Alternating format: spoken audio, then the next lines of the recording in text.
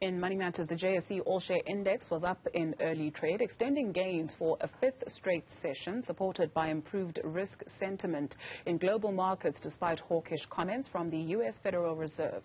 Meanwhile, in South Africa, the headline inflation rate was unchanged at 5.7% in February. Gary Booysen, portfolio manager at Rand Swiss, joins us now to dissect some of the numbers and top business stories.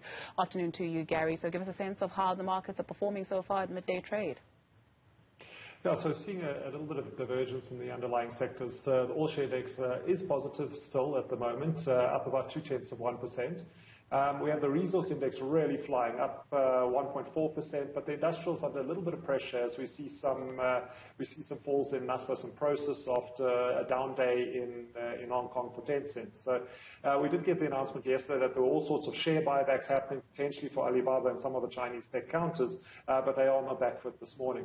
We've got oil stable around $116, at least $116 a barrel. Gold sitting at about $19.26 per ounce, and the currency is a little bit stronger and also hovering around $14.80 to the US dollar.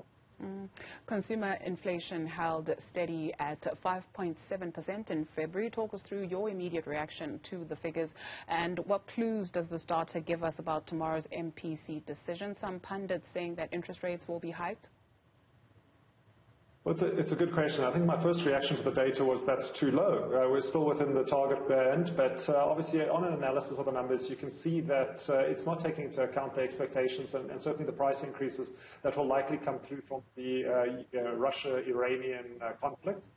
So we saw a jump in, the food and beverage sector up 6.4%, that kind of contributing 1.1% to the total number, which was 5.7%, as you said.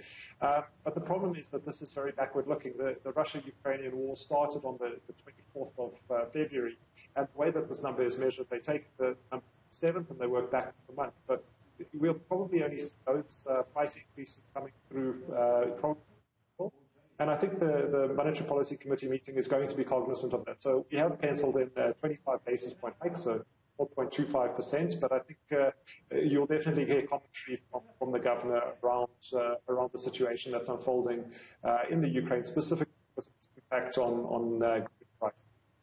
We are losing you there a little bit, so if we can try and see if we'll get this in. The ABSA manufacturing survey is out, and it would seem that South African manufacturers are somewhat content. What's driving the sentiment?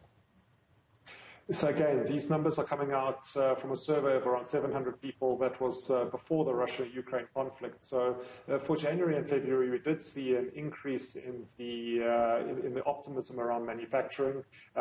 People saying that the demand is improving and they are planning to spend more money on machinery and equipment. But again, this doesn't take into account the reaction to what's happening in Europe at the moment. So I think you need to take this number with a little bit of a pinch of salt. Grand Parade Investments posted its interim results. Talk us through those numbers.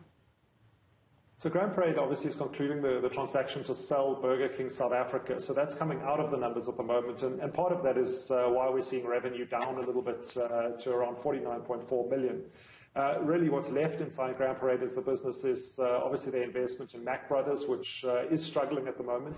It is delivering losses, and that is it's certainly management's focus at the moment. The other components of the business currently are its investments in Spur, SunWest, Sun Slots, and the Vista Casino. All of those are recovering nicely, and we got a taste of that with the results coming out of Sun International. And I think with the COVID restrictions being relaxed and people starting to travel a little bit more, this conferencing is specifically important for those businesses as people go and then book hotels, but then go and spend in the casinos as well.